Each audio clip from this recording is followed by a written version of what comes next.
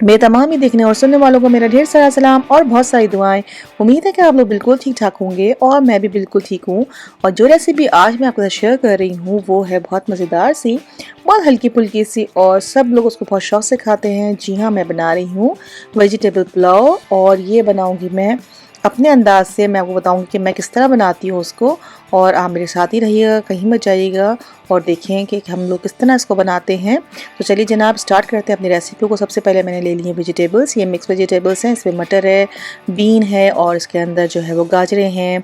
इसके अलावा इसमें शिमला मिर्चें हैं, मटर है, कॉर्नस हैं। तो ये सब चीज़ें ले ली, आपको जो अच्छा लगे वो आप ले सकते हैं। एक आलू लिया है मैंने, उसको भी मैंने जो है फ्राइज की तरह काट लिया है। उसके अलावा टमाटर लिया है, चिकन है और अंडे हैं। तो कम और ज़्यादा आप कर सकते हैं क्योंकि अपनी रेसिपी के आप खुद ही बॉस हैं। तो जो अच्छा लगे आपको वेजिटेबल में डालना वो आप डाल सकते हैं, क्योंकि ये वेजिटेबल पुलाव बन रहा है तो इसमें वेजिटेबल आप अपनी मर्ज़ी से लेंगे। अब सबसे पहले मैं क्या करूँगी, मैं स्टार्ट करूँगी अपनी रेसिपी अंडे के साथ। जी हाँ, मैं चारों अंडों को जो है वो फेंट लूँगी अच्छी तरीके से। और जनाब अली, इसका हमें बनाना है ऑमलेट। तो देखिए इस तरह से मैंने अंडे निकाल लिए और उसको अच्छी तरह से फेंट लेना है। और उसके बाद थोड़े से इसके अंदर हम मसालों को ऐड करेंगे ताकि जब आप अंडे आपके मुंह में आए तो उसका एक अच्छा सा फ्लेवर हो, उसका एक टेस्ट हो। ऐसा ना हो कि वो प्लेन सा रहे। तो इसलिए मैं इसके अंदर थोड़ा सा नमक और थोड़ी सी काली मिर्चें ऐड करूँगी। आप अपनी मर्ज़ी से जो दिल चाहे वो ऐड कर सकते हैं। आप चाहें तो कुटी हुई मिर्च भी डाल सकते हैं, आप चाहें तो लाल मिर्चें भी डाल सकते हैं, लेकिन मैंने इसके अंदर काली मिर्च और नमक का इस्तेमाल किया है। इसके अलावा आप जो है वो थोड़ा सा कलरफुल करने के लिए, ताकि आपका जो पुलाव है वो थोड़ा कलरफुल लगे, अच्छा सा लगे, तो मैंने इसके अंदर थोड़ा सा जर्दे का रंग ऐड कर दिया है ताकि इसका अच्छा सा कलर आ जाए। अब जनाब मैं आली, हमने इसको फेंट लेना है और उसके बाद हमने अपना पैन लेना है, उसमें थोड़ा सा ऑयल डालेंगे और उसको जिस तरह ऑमलेट बनाते हैं उसी तरीके से फ्राई कर लेंगे और फिर रख लेंगे साइड पे। और फिर हम नेक्स्ट स्टेप पे जाएंगे। ये देखिए मैंने ले लिया पैन और इसके अंदर डाल दिए अंडों को और ये मर्ज़ी से बन जाएंगे, बहुत जल्दी झटपट से बन जाएंगे। बस चिकन जो पुलाव बनाने का जो ये है, वेजिटेबल पुलाव बनाने में सिर्फ यही चीज़ें होती हैं जो टाइम लेती हैं। फ्राई करने में ज़्यादा टाइम लगता है, बाकी तो इसमें कोई ऐसी ख़ास बात नहीं है। बस आपको उसको अलग अलग फ्राई करने में थोड़ा टाइम लगता है। तो जनाब ये देखिए मेरे अंडे जो है वो फ्राई हो रहे हैं अच्छी तरीके से।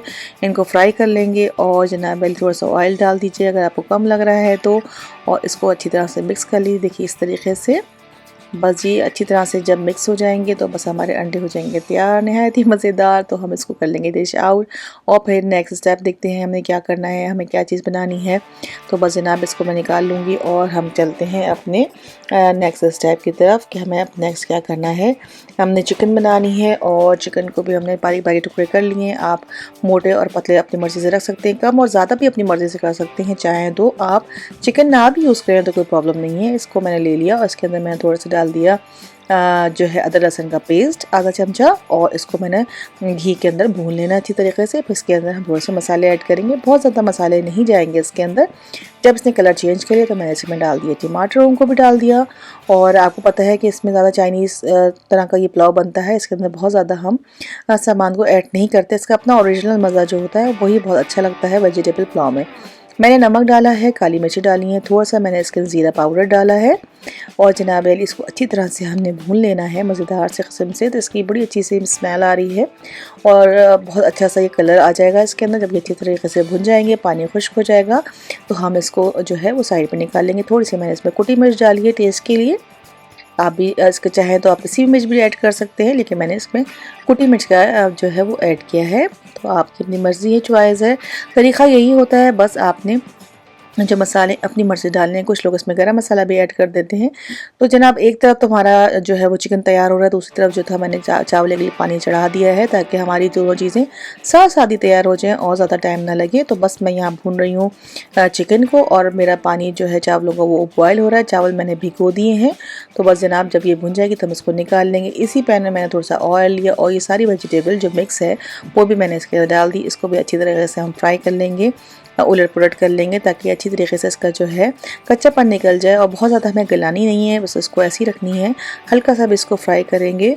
और जनाब आली जब ये अच्छा सा फ्राई हो जाएगा, अच्छा सा कलर आ जाएगा, इसके अंदर मैं थोड़ी सी करूँगी शुगर को ऐड ताकि सब्जियों का कलर जो है वो ख़राब ना हो और अच्छा सा कलर रहे सब सब्जियों का। और इसके अलावा इसके अंदर हम डालेंगे नमक और ब्लैक पेपर ताकि इसमें जो है वो टेस्ट आ जाए अपनी सब्जियों में भी। ऐसा ना हो कि ये प्लेन टेस्ट हो, फीकी लगे आपको खाने में। देखिए काली मिर्च और नमक को मैंने ऐड कर दिया है, आप भी ऐसे ही करिए। और उसके बाद इसको अच्छी तरह से फ्राई कर लीजिए और रख दीजिए साइड के ऊपर। तो बस जनाब अली हमारा देखिए इसके अंदर मैंने डाला 1 चमचा सिरका और मैं डालूँगी इसके अंदर 1 टेबल स्पून जो है वो है सोया सॉस। इससे ज़रा चाइनीज़ सा फ्लेवर आ जाएगा और बहुत अच्छा सा कलर भी आ जाएगा चावलों के अंदर, मसाले के अंदर। तो जनाब अली देखिए हल्दी का इस्तेमाल हमें नहीं करना, हमने इसके अंदर जो है धनिया का इस्तेमाल नहीं करना, बस यही 2-4 चीज़ें मैंने डाली हैं। और बस जनाब अली इसको अच्छी तरह तेज़ आंच पे मैंने पका लेना है और इसका थोड़ा सा भुन जाए तो बस इसको साइड पे कर लेंगे। ये हैं मेरे फ्राइज़ जो मैंने घी में लेके डाल के इसको थोड़ा सा उलट पलट करके इसको ब्राउन करके निकाल लूँगी। चावलों में आ गया जी उबाल, तो जनाब हमने इसमें चावल को ऐड कर देना है। इसके अंदर मैंने लौंग और इलायची ऐड कर दी थी ताकि खुशबू आए हमारे चावलों में। चावल उबलना शुरू हो गए हैं तो भाई जनाब मैंने इसमें जो है वो चावल तकरीबन 1 किलो लिया है। चावल 4 कप मैंने चावल लिए हैं। इसके मैं देखूँगी, चेक करूँगी कि गल गए हैं या नहीं। जब थोड़े से गलने लगेंगे और आप देख लेंगे कि चावल गलने लगे हैं, चावल थोड़े से ऊपर आने लगे हैं तो समझ जाइए बॉयल होने लगे हैं। और चावल ऊपर आने लगे तो समझ जाइए कि चावल जो है वो अब आपका रेडी है, निकालने के लिए गल चुका है। तो बस हमने चावलों को निकाल देना है पानी से और फिर हमने बाकी मसाला जो बनाया है वो हम तह लगा के इसको तैयार कर लेंगे। देखिए मैं सारे चावलों को निकाल लेती हूँ पानी से और साइड पे रख लूँगी और फिर हम देखेंगे अपने मसाले को। ये देखिए हमारा मसाला जो है बिल्कुल तैयार हो गया है। अंडे, आलू और वेजिटेबल्स हमारी रेडी हैं। अब हमने लगाना है तह। हमने पतीली के अंदर उसको तह लगा लेना। पहले चावलों को डालिए एक दफ़ा, उसके बाद इसके ऊपर हम डालेंगे अपनी वेजिटेबल्स को। यहाँ पे आप क्या कर सकते हैं, अगर आपको ज़्यादा लग रही है तो आप इसको बचा भी सकते हैं। आप एक साथ सारे ये मत डालें। अगर आपको लग रहा है कि बहुत ज़्यादा वेजिटेबल्स हो जाएंगी तो आप उसको बचा लीजिए। और जब आप इसको डिश आउट करने लगें, सर्व करने लगें और आपको लगे कि जी ऊपर से आप उस पर डाल सकते हैं और आपको लगे जी कम था, मैं अच्छा करता था कि मैं पहले ही डाल देती सारी, तो कोई मसला नहीं है। ये कोई भी इसमें फ़र्क नहीं पड़ेगा। आप बाद में भी ऐड कर सकते हैं, पहले ना चाहें तो ऐड करना।